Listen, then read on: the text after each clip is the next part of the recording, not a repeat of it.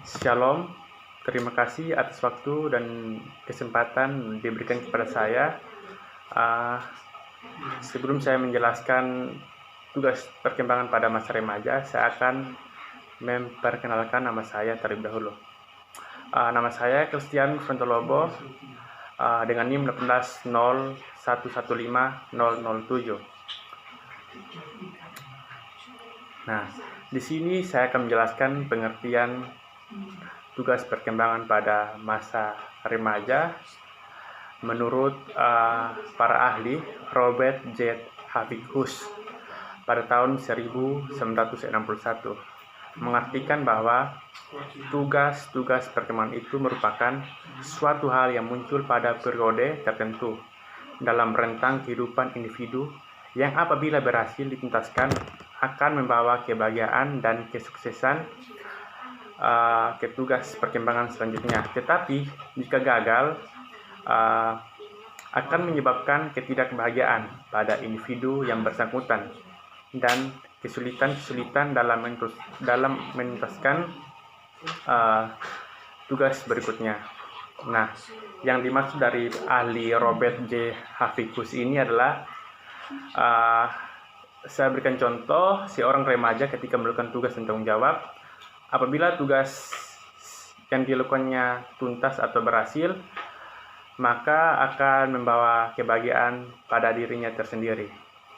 Dan sebaliknya jika gagal melakukan tugas dan tanggung jawab, maka muncul dalam diri remaja tersebut ketidakbahagiaan atau ketidakpuasan pada apa yang dia lakukan mengenai dengan tujuan perkembangan remaja. Nah, kematangan emosional dan sosial dari arah ketidaktoleran dan bersikap interior ke arah yang lebih baik, bersikap toleran dan merasa nyaman. Yang kedua, dari arah kaku dalam bergaul. Nah, kaku dalam bergaul itu adalah misalnya dia tidak mudah bergaul dengan lingkungannya seperti lingkungan sekolah maupun lingkungan sosialnya. Nah, sesuai dengan perkembangannya, dia luwes dalam bergaul. Nah, luwes dalam bergaul ini adalah dia mulai bisa bergaul dengan teman-teman yang di sekolah ataupun di lingkungan bermainnya, misalnya dalam lingkungan sosialnya begitu. Yang ketiga adalah peniruan buta terhadap teman sebaya ke arah yang lebih baik, ini intelijensi dan mempunyai. Yang keempat adalah kontrol orang tua ke arah yang kontrol diri sendiri. Nah, yang dimaksud dari kontrol orang tua adalah pada awalnya anak tersebut selalu dikontrol dalam dia melakukan aktivitas selalu dikontrol oleh orang tuanya untuk melakukan hal yang lebih baik. Nah, sesuai dengan perkembangan yang lebih baik ke arah perkembangan remajanya, dia mulai bisa kontrol diri sendiri. Dirinya sudah tahu bahwa apa yang dilakukan itu baik atau salah. Nah, yang kelima, perasaan yang tidak jelas tentang dirinya atau orang lain. Nah, perasaan yang tidak jelas yang dimaksud adalah kurang percaya diri terhadap dirinya sendiri maupun masukan dari orang lain tersebut. Nah, jadi ke arah yang perasaan menerima dirinya dan orang lain. Jadi perasaan menerima dirinya dan orang lain tersebut, dia sudah bisa mempercayai dirinya sendiri. Apa yang dia lakukan, dia sudah yakin bahwa itu sudah benar. Dan dia tidak ragu lagi untuk memulainya, tidak ragu untuk memulai apa hal yang baru yang akan dia lakukan. Begitupun masukan dari orang lain, dia bisa tahu mana yang baik. Yang keenam adalah dari arah tugas kurang dapat mengendalikan diri, rasa marah dan sikap pada permasalahan. Nah, kurang dapat mengontrol diri maksudnya emosionalnya sangat berlebihan. Misalnya pada saat teman membuat dia tersinggung, dia cepat marah dan dia bisa saja melukai temannya, entah dalam fisik maupun kata-kata yang dia keluarkan, bisa membuat temannya tersinggung atau mentalnya turun. Nah, sesuai dengan perkembangan ke arah yang lebih baik, perkembangan remaja yang baik, dia bisa mampu menyatakan emosionalnya secara konstruktif dan kreatif. Misalnya dia tahu mana yang baik. Pada saat dia marah, dia tahu apa yang dia harus lakukan. Entah dalam misalnya dia marah, dia tahu apa yang dia lakukan. Dia tidak langsung to the point ke temannya untuk melakukan hal yang bisa menyinggung perasaan temannya sendiri. Nah, itu tujuan perkembangan masa remaja, dari arah ke arah yang lebih baik. Sekarang saya akan menjelaskan tugas-tugas perkembangan itu sebagai berikut. Yang pertama, mencapai hubungan yang lebih matang dengan teman sebaya. Nah, yaitu adalah hakikat tugas dan tujuan ini, belajar melihat kenyataan anak wanita sebagai wanita dan anak pria sebagai pria. Nah, yang kedua adalah dasar biologis. Dasar biologis yang dimaksud adalah manusia berbagai ke dalam dua jenis kelamin, yaitu pria dan wanita. Kematangan seksual dicapai pada masa remaja sehingga daya tarik seksual mencapai kekuatan yang dominan dalam kehidupan, dan hubungan sosial antara remaja dipengaruhi oleh kematangan fisik yang dicapainya. Dan itu adalah dasar psikologis. Perkembangan dan menaruh perhatian untuk bergaul dengan orang lain.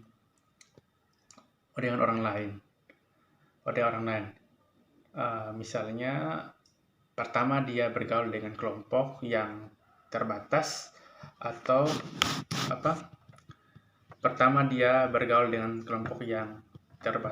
bersama teman yang sama jenis kelamin. Masa ini sering bisa disebut dengan gange bagi pria, meskipun pada anak wanita pun gejala ini ada. Yang berikut, menerima keadaan fisik dan menggunakannya secara efektif.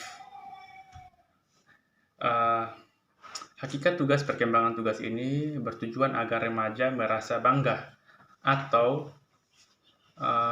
bersikap toleran terhadap efektif dan merasa puas dengan fisiknya tersebut. Adapun dasar biologis, siklus pertumbuhan remaja melibatkan serangkaian perubahan endokrine dengan perkembangannya, ciri-ciri seksualnya, dan fisik orang dewasa.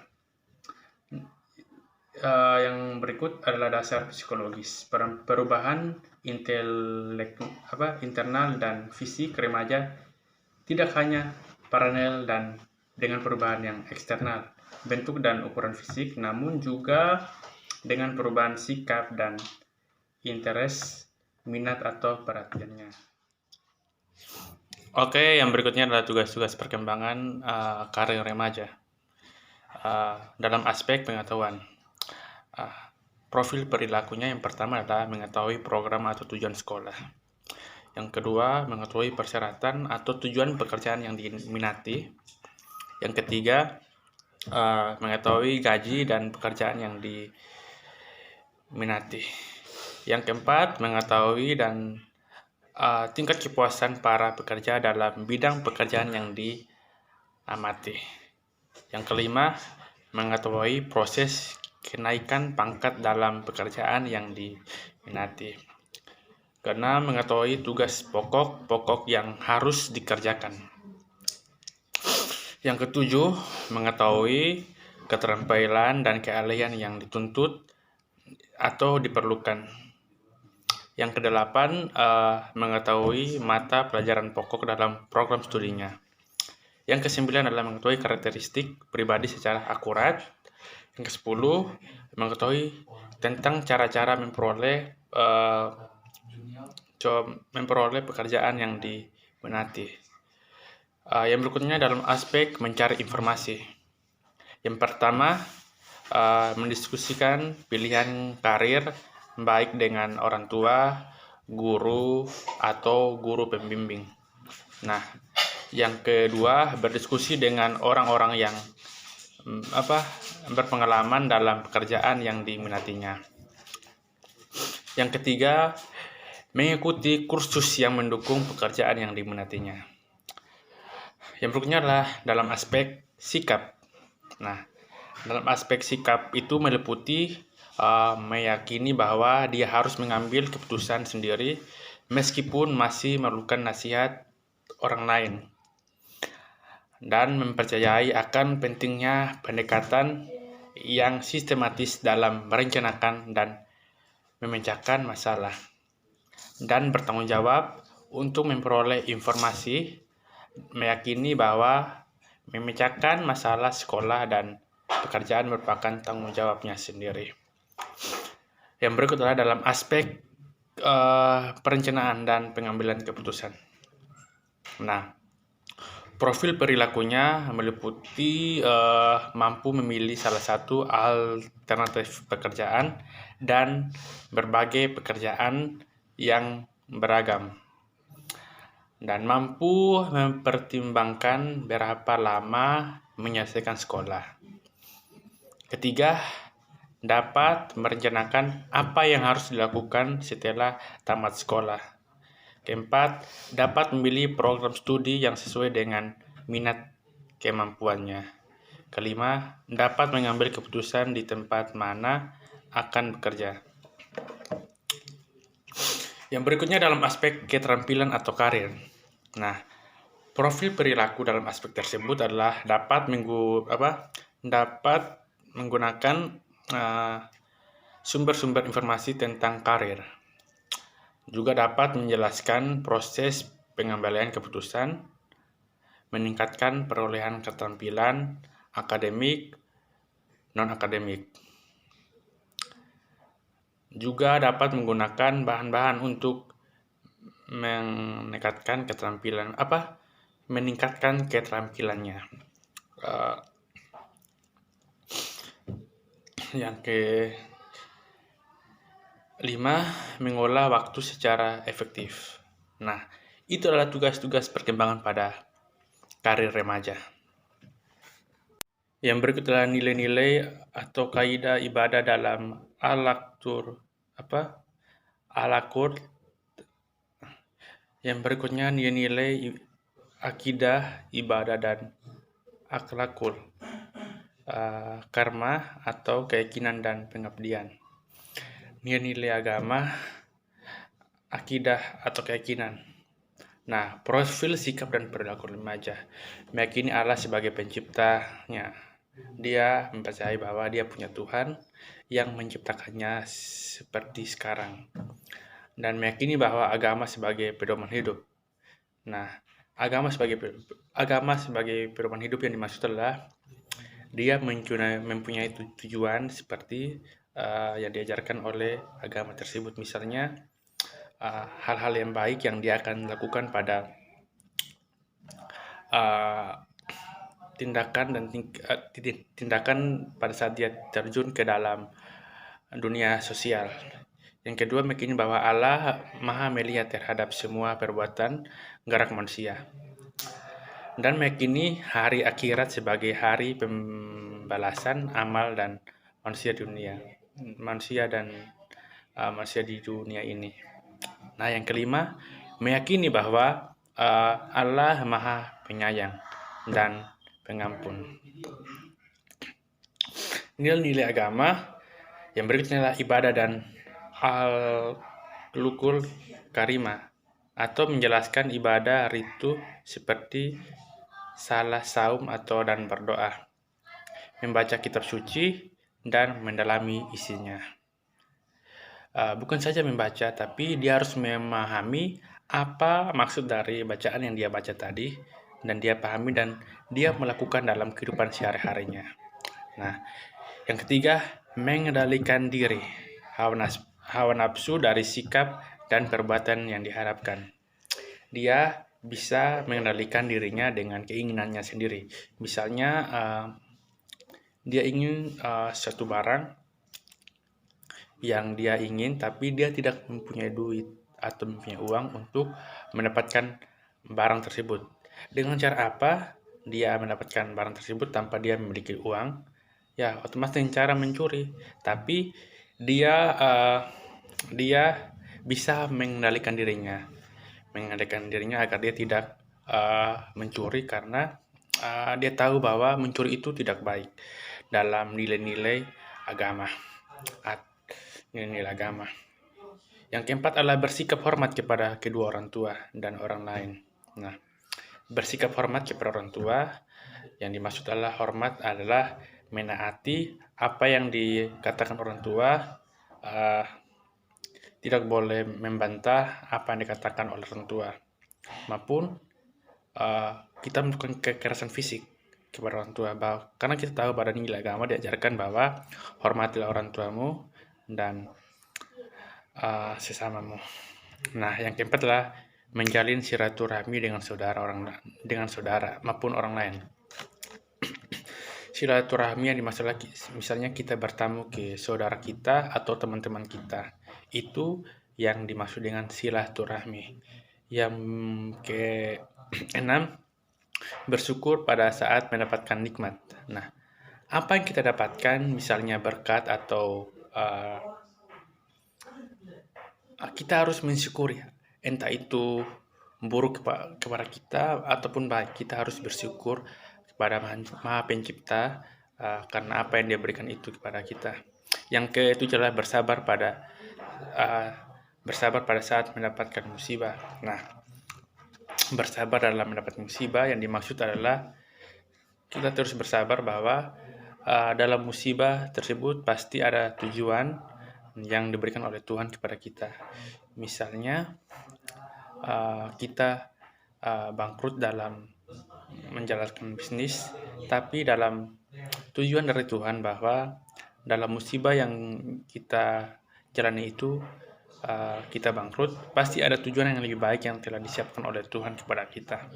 Nah, jadi bersabar pada saat kita mendapat musibah. Yang ketujuh, memelihara kebersihan diri dan lingkungan. Memelihara lingkungan. Misalnya jangan membuang sampah bukan pada tempatnya, tapi pada tempatnya. Dan jagalah diri kita dari penyakit agar tidak membahayakan keluarga kita. Misalnya pada saat sekarang negara kita terkena virus COVID-19, jadi kita harus waspada terhadap virus ini. Berhati-hatilah dengan virus ini, karena virus ini sangat berbahaya. Maka dari itu kita harus mengikuti protokol dari pemerintah, misalnya dengan jaga jarak, memakai masker, dan belajar rumah atau daring. Nah, yang berikut adalah memiliki etos belajar yang tinggi. Nah, memiliki etos belajar yang tinggi yang dimaksud adalah kita mempunyai keinginan untuk mencari tahu apa yang kita tidak tahu. Nah, mencari tahu apa yang kita tahu itu sudah termasuk keinginan belajar. Keinginan belajar yang tinggi dari kita. Misalnya pada saat sekarang kita tidak lagi proses perkuliahannya tidak tatap muka tapi daring, bisa tidak lagi offline tapi online. Kita harus tatap muka melalui Zoom. Nah, di sini kita bisa tahu bahwa perkuliahan ini sangat tidak efektif. Nah, dalam diri kita sendiri, kita mempunyai keinginan belajar tinggi, misalnya dengan rajin-rajin membuka Google untuk searching tugas atau mencari tugas-tugas yang menurut kita itu tidak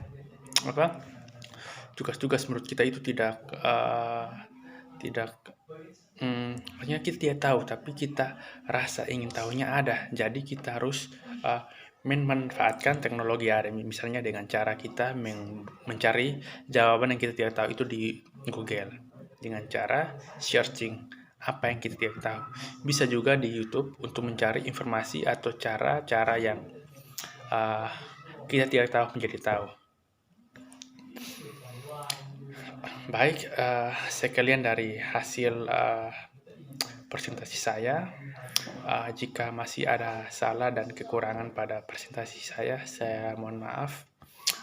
Berikan masukan kepada saya, karena masukan dari teman-teman semua bisa membuat saya untuk lebih baik lagi ke depannya. Sekian dan terima kasih. Saya ucapkan salam olahraga buat kita semua. Terima kasih.